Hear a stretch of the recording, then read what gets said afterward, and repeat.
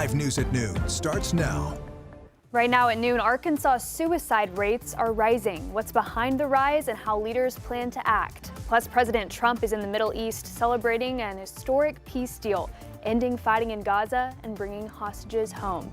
Thank you for joining us for your 5 News at Noon. I'm Morgan Wrigley alongside Danny Cassidy. Hello. Hello. And it's another comfortable week, it sounds like. Another week in the 80s, it sounds like. Another week in the 80s. A little bit different today, a little bit more cloud cover, especially northwest Arkansas, maybe a spotty shower, but that warm and dry trend really is going to continue here for the rest of the week until probably Saturday. Show you what's going on right now across the region. We're seeing that cloud cover, as I mentioned, mainly north of I-40 and a few light showers moving through much of Benton County and then maybe a little bit of the northwest corner of Washington County. But notice that it's just that. It's pretty light. Light to maybe moderate at best. You can see a little bit there towards Eureka Springs and Carroll County. Otherwise, very spotty showers in Benton County. And then a little bit there in Delaware County, south of Jay. We'll be moving towards the Gravette and Gentry areas here over the next hour or so. So you can just be mindful that if you're walking out the door in northwest Arkansas, that, maybe seeing a little bit of some light showers. Otherwise, the cloud cover is really creating a temperature disparity across the region. Upper 60s and low 70s in northwest Arkansas.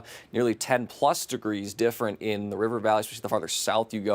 In our southeastern area, seeing a lot more sunshine, so that's keeping that thing a little bit warm. And obviously, I know usually the farther south you go, the warmer it is, but usually not by 10 degrees. And that's due to that cloud cover you're seeing in Johnson right now. So we could see that spotty shower today. Otherwise, as Morgan alluded to, it's going to be warm, dry, and sunny for much of the week. But a cold front's going to swing through on Saturday, bring us a chance of not only some showers and storms, some of which could potentially be severe, as well as some cooler air. So we'll talk more about that here coming up in your full forecast. Morgan. Thanks, Danny.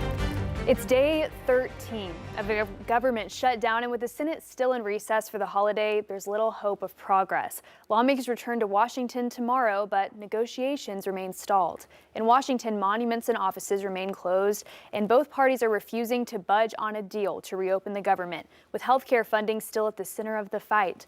Thousands of federal workers have been furloughed, and food banks across the country are already seeing an increase in need.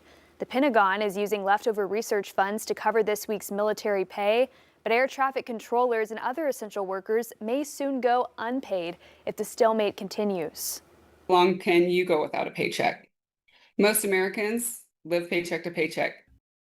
The Senate is expected to take another vote on spending bills Tuesday, but so far every attempt has failed. Speaking to the press today, President Trump again threatened to end some government programs if the shutdown continues. The president also says layoffs will target federal employees for programs favored by Democrats. President Trump is in the Middle East to celebrate the peace agreement that's put a stop to the fighting in Gaza and brought Israeli hostages home. Natalie Brand has more details from the White House. Reunited after 2 years of captivity. The 20 living hostages released today are finally embracing their families.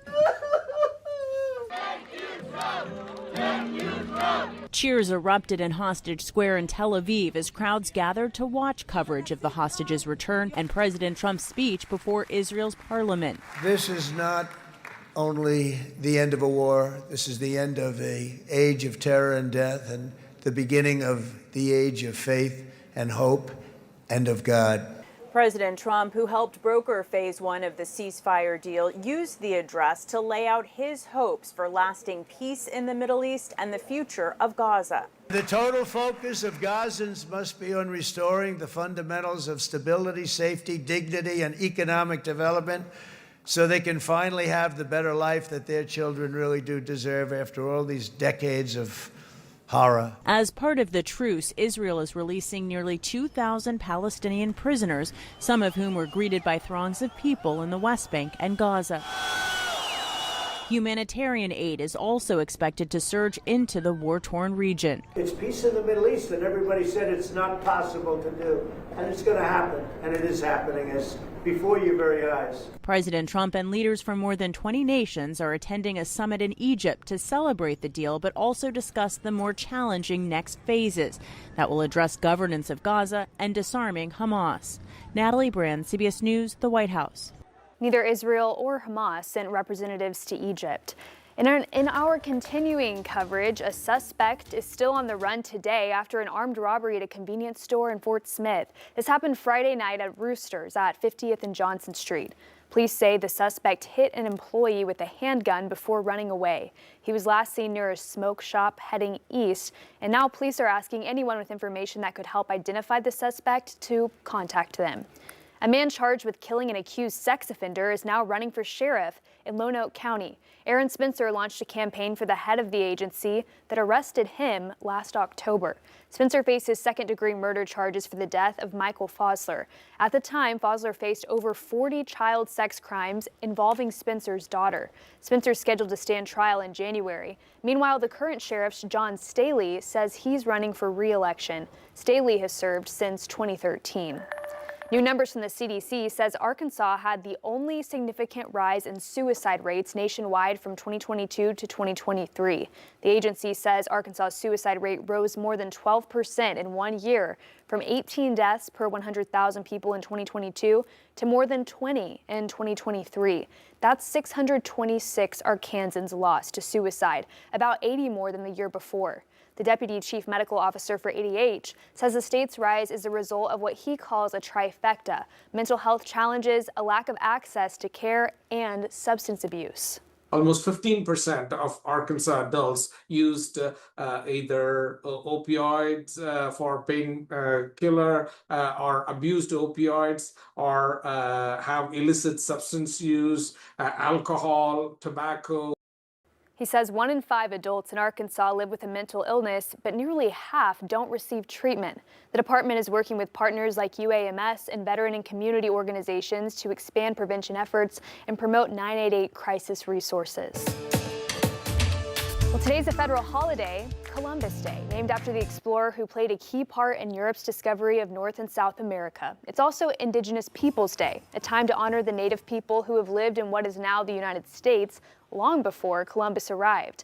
Today, all U.S. post offices will be closed and mail will not be delivered, and most banks will also be closed.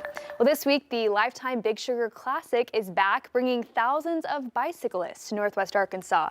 These events will run all week long in Bentonville. Over the weekend, around 1,200 riders competed in the 20K, 50K, and 100K. For next weekend's final races, over 3,000 riders will be competing. Maddie Rivard with Lifetime says this area provides the perfect trails for these types of races. Immensely. This event in particular, Little Sugar, has exploded. This year we have about 1,200 riders out there today doing 3 different distances at 20K, 50K, and 100K. And if you're in the area, a reminder to use caution and watch for heavier bike traffic. Well, police in South Carolina are searching for suspects after a deadly mass shooting at a crowded bar on St. Helena Island. 4 people were killed, at least 20 others hurt early Sunday morning. Authorities say chaos broke out at Willie's Bar and Grill when gunfire erupted during a high school alumni tailgate event. Hundreds of people ran for safety as police responded to the scene. 4 victims were pronounced dead at the bar and several others were rushed to nearby hospitals. Investigators say one of the victims was a security guard hired for that event. I know that things like this could happen. Of course, you try to take the best efforts that you can to deter any situation like this from occurring. But when something like this happens, I mean, in your heart of hearts, at least in mine, you know, I never really expected to ever see anything like this. The Beaufort County Sheriff's Office says it's questioning persons of interest, but no arrests have been made. Oscar-winning star Diane Keaton died over the weekend at the age of 79. Vladimir Duthiers takes a look back at the actress's life and legacy. Diane Keaton was, simply put, an icon. Known for her roles in classic movies, her humor, her charm, and her unconventional fashion. My father made him an offer he couldn't refuse. What was that? She landed her breakthrough role in Francis Ford Coppola's 1972 masterpiece, The Godfather, playing opposite Al Pacino. Isn't nature incredible?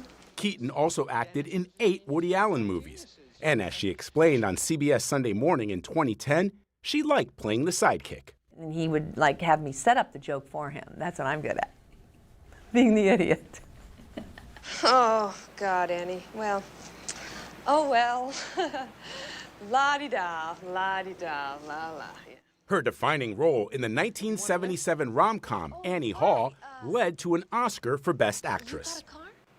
I will try to remember my daughter's feelings and how with every roll of my eyes, I am taking away a piece of her happiness. Keaton's career spanned decades, with leading roles in beloved comedies like Father of the Bride, You don't own me. The First Wives Club,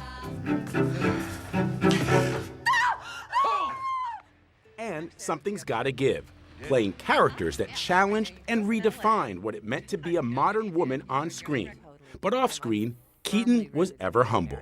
I'm like this person that was kind of not expected to do much of anything in life. I feel like I'm very much an ordinary woman.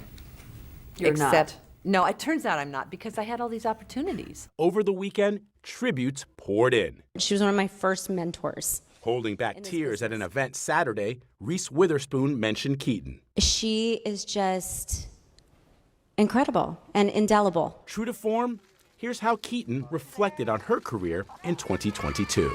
I don't think about my film legacy. I'm just lucky to have been here at all, in any way, shape, or form. I'm just fortunate. Vladimir Gutiev, CBS News, New York.